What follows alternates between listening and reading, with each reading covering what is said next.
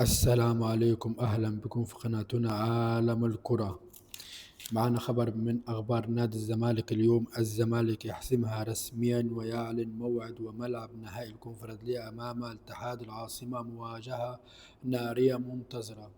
أعلن نادي الزمالك بشكل رسمي عن موعد وملعب مباراتي نهائي كأس الكونفدرالية الأفريقية أمام اتحاد العاصمة الجزائري في المواجهة منتظرة لحسم اللقب القاري. وكان الزمالك قد حجز مقعده في النهائي بعد تفوقه على شباب بلوزداد الجزائري في نصف النهائي بنتيجة 1-0 في مجموع مباراتي الذهاب والإياب.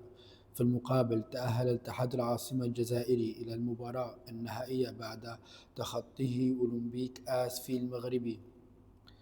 أُثِر التعادل 1-1 في مجموع المباراتين مستفيدا من قاعدة الهدف خارج الأرض. وأكد نادي الزمالك عبر حساباته الرسمية على مواقع التواصل الاجتماعي أن النهائي سيقام على مرحلتين يوم 9 و16 مايو المقبل.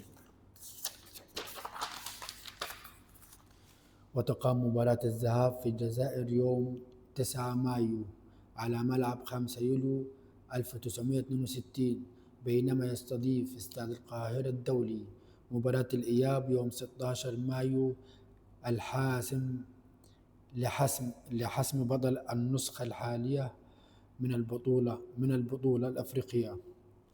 شاركوا رأيكم في الكومنتات. تتوقعوا من سيأخذ البطولة الحالية، اتحاد العاصمة أم الزمالك بالخبرة هيخلص؟ لا تنسوا الاشتراك ومتابعة وتابعونا على الصفحة، وشكرا لكم.